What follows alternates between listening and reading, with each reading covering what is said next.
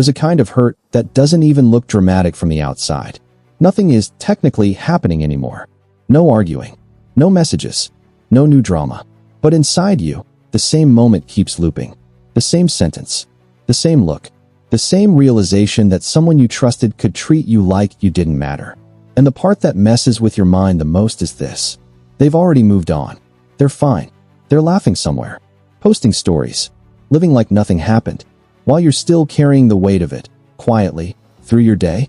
If you've been stuck there, I want you to hear this clearly. You're not weak for feeling it. You're not too sensitive. And you're not broken because you can't just switch it off. Most people stay hurt longer than they need to. Not because the pain is permanent, but because nobody ever taught them what to do with it. We were taught extremes. Fight back. Stay silent. Cut them off forever. Or forgive instantly and pretend it never happened. We were taught to look strong while we're falling apart inside. But there is a smarter way. A way that doesn't turn you cold.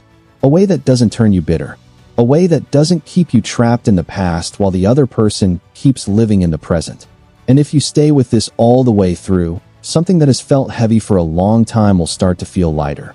Not because the past changes, but because you do.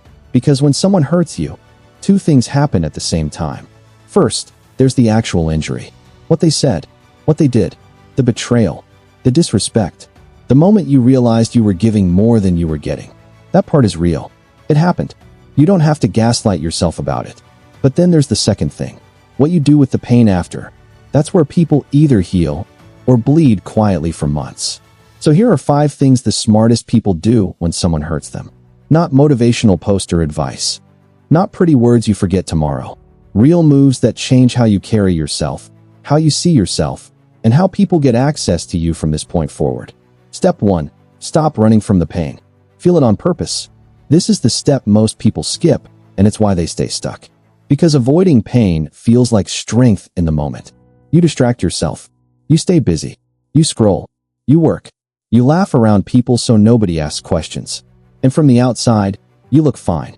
But inside, the pain doesn't disappear. It just goes quiet. And quiet pain doesn't die. It waits. Think of it like a wound you never cleaned. If you cover it up, it may look better for a while. But underneath, it's getting worse. It's building pressure. It's turning into something heavier than it ever needed to become. That's what emotional pain does when you refuse to feel it. It hardens. And then one random day, something small happens, someone's tone, a short reply, a memory, and you fall apart like it came out of nowhere. But it didn't come out of nowhere. It came from everything you never allowed yourself to feel. So here's the smarter move. Schedule the pain. Give it a container, so it doesn't control your whole life. Sit down. No phone. No noise. No performance. Set a timer if you need to, 20 minutes, 30 minutes. And let the truth happen in your body. If you feel betrayed, let that be real. If you feel rejected, let it hit you. If you feel embarrassed that you cared more, let yourself grieve that. Cry if you need to. Be angry if you need to. Feel the loss of what you thought you had. Because the moment you stop running, something surprising happens. Pain starts to shrink. Not instantly, but consistently. Like ice melting under sunlight. When you bring honesty to it, it can't stay solid forever. And this is the part people misunderstand. Feeling it doesn't make you weaker. Feeling it is how you stop it from owning you. The fake version of strength is pretending nothing happened. The real version is saying, "This hurt me," and not letting that truth destroy you. Step 2. Don't try to explain your way into respect. Change your access. This one might save you years. You cannot talk someone into treating you better. Read that again and let it land. You can have the calmest conversation. You can choose perfect words. You can be mature, patient, understanding. And they can still do the same thing again. Because for a lot of people, your words don't teach them anything. Your boundaries do. Your behavior does. Your access does. People learn what they can do to you by what still gets them full access to you afterward. If someone hurts you and nothing changes, their brain takes notes. This is allowed. I can do this and still get the same version of them. I can disrespect them and still receive their warmth, time, energy, loyalty. And the more you keep giving, the more you accidentally train them to take. So what do the smartest people do? They don't make a dramatic speech. They don't post indirect quotes online. They don't send a long message at 2 a.m. hoping the other person suddenly becomes empathetic. They adjust access, quietly, calmly, powerfully. They become a little less available. They stop rushing to respond. They stop clearing their schedule to rescue someone who doesn't protect their heart. They stop giving full cup energy to someone who keeps emptying it. Not as punishment, as self-respect. And then something important happens. Some people notice. They show up differently. They ask what changed. They make effort without you begging for it. Those are the people who value you. But others get irritated. They call you cold. They say you changed. They try to guilt you for having limits. And that reaction is information. Because they weren't missing you. They were missing easy access to you. Either way, you win, because you just learned who they really are. And you also sent a message to yourself. My presence costs something. My time is valuable. I don't stay wide open for people who keep proving they don't handle me carefully. Step 3. Ask the question that exposes the real wound. Here's where the smartest people go deeper than the surface story. Because not every hurt hits the same. Some insults roll off your back. Some disrespect irritates you for a day, and then you move on. But some words stick. Some moments replay at night when everything is quiet. Some people leave a mark that feels bigger than what they even did.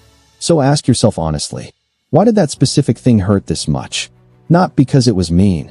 People are mean every day. Why did it get inside you? Here's a hard truth that is also incredibly freeing. The deepest hurt usually connects to a fear you were already carrying. They didn't always create the wound. Sometimes they found it. Maybe they implied you weren't enough, and a part of you has secretly worried about that. Maybe they made you feel replaceable, and you've felt that loneliness before. Maybe they dismissed your feelings, and you've spent years feeling unseen. That's why it echoes. Because it didn't just hit your ego. It hit an old bruise. And once you see that, you stop making your healing about them. You stop giving them credit for your suffering. And you start doing the real work. Not, how do I get them to understand? But how do I heal the part of me that needed their approval to feel safe? Because the goal isn't to win their validation. The goal is to become someone whose self-respect is not rented from other people. It's built. And in part 2, I'm going to show you how to build that self-respect through action, how to stop giving the wrong people the deepest rooms of your life, and how forgiveness actually works when you're doing it for you, not for them. If you've made it here, you've already done something most people never do. You stayed present long enough to stop treating your pain like an emergency you have to run from. So before we go forward, let's anchor what you've learned so far. You felt the pain instead of burying it. You changed access instead of begging for respect. You asked the deeper question instead of obsessing over their intention. Now we move into the part that changes your entire future, not just this one situation. Because healing isn't only about getting over what they did. It's about becoming the kind of person who doesn't keep bleeding in the same place. Step 4. Build self-respect so their opinion can't live in you. This is where most people try to think their way out of hurt. They repeat affirmations they don't believe yet. They watch a few videos. They tell themselves, I'm fine, and hope time does the rest. But time doesn't heal what you keep feeding. What actually heals you is when your life starts producing evidence that you are safe with yourself. Because the reason certain people's words stay stuck in your head isn't always because they were powerful. Sometimes it's because you didn't have enough inner proof to disagree. Not because you're weak, because you've been tired, distracted, giving to everyone else, and neglecting the part of you that needs your own respect. So here's the smarter way. Stop trying to argue with the hurt in your mind. Start building a life that makes the hurt sound less believable. Every single day, do something small that creates self-respect. Not impressive. Real. Work on the thing you keep postponing. Finish one task you've been avoiding. Move your body, even for 10 minutes. Clean your room like you matter. Learn a skill that makes you feel capable. Create something instead of consuming everything. Help someone in a way that makes you proud of who you are. Because self-respect is not a feeling you wait for. It's a structure you build. And the bricks are actions. Every time you do what you said you would do, especially when nobody is watching, you are teaching your nervous system something new. I can trust me. I show up for me. I don't abandon myself. And when that foundation gets stronger, something quiet but powerful happens. The person who hurt you starts to look smaller. Not because you suddenly hate them. Not because you're trying to win. But because your life gets bigger. You stop giving their words free rent in your head because your mind is busy building, growing, becoming. And one day, you'll look back with clarity and think, why did I give someone so careless so much space inside my life? That's the goal. Not to erase the past, to outgrow it. Step 5. Protect your inner rooms and forgive in a way that gives you your present back. This step is where you stop repeating the cycle. Because here's an uncomfortable truth. Some people hurt you because they are careless. But some people hurt you because you gave them access they didn't earn. Not because you're stupid, not because you asked for it, but because you are the kind of person who feels deeply, loves openly, and gives generously. Those qualities are not the problem. The problem is giving luxury access to people with discount character. So think of your life like a house with rooms. There's a front porch. Almost anyone can stand there and have a casual conversation. There's a living room. That's for people you know a little, friendly, normal access. There's a kitchen. That's for people you trust, people you can be yourself around.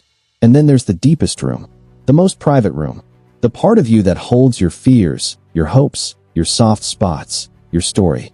That room is not for chemistry. It's not for potential. It's not for people who seem nice. It's for people who have proven, through consistent actions over time, that they handle your heart carefully. But what do most of us do when we're lonely, hopeful, or craving connection? We take someone from the front porch straight into the deepest room. We overshare early. We overgive fast. We build trust on words instead of patterns. And then we act surprised when they treat our tenderness like something disposable. So the smartest people start doing something different. They become intentional. They watch how people behave over time, especially when it's inconvenient for them. They notice how someone responds when they're told no. They notice whether the care is consistent or only appears when the other person wants something. And they ask one question that cuts through all excuses. After I spend time with this person, do I feel better or worse? Not do I feel excited? Not do they like me? Not do we have good conversations? Better or worse? If you feel seen, steady, safe, and more like yourself, that person earns more access. If you feel drained, anxious, smaller, confused, or not enough, that person doesn't belong in your inner rooms. This isn't about building walls. It's about building a door with a lock. Because you are not a public space. You are a private world. And who you let into that world shapes your peace more than almost anything else. Now let's talk about forgiveness, because this is where many people get trapped. They think forgiveness means pretending it didn't matter. They think forgiveness means letting the person back in. They think forgiveness means sending a long mess. They think forgiveness means sending a long message about closure. No, forgiveness is not saying what they did was okay. It wasn't. Forgiveness is not forgetting. Your memory is valid. Forgiveness is not reopening the door. You can forgive someone completely and still never speak to them again. So what is it? Forgiveness is the moment you decide to stop letting what they did control how you feel today. Because every time you remember what they did and your chest tightens, that is them having power over your body. Every time their words ruin a moment that could have been good, that is them having power over your mind. Every time you hold back love in a new relationship because of what happened, that is them having power over your future. And they're not even there. They're living their life. And you're still stuck paying for a moment that already ended. Forgiveness is taking your present back. It's saying, what you did was real. It hurt me. And I am choosing to stop letting it decide who I am today. Not for them, for you. And here's the part that makes it doable. Forgiveness is not a switch. It's a practice. Some days you'll feel free. Other days the anger comes back. And you choose again. That's normal. That's human. Every time you choose it, the chain gets looser. The weight gets lighter. Until one day you remember what happened, and it doesn't punch you in the chest anymore. It's just a memory. And you're still standing. That is freedom. So let's bring it all together. Someone hurt you, and that pain is real. It counts. It matters. But you are not meant to live there.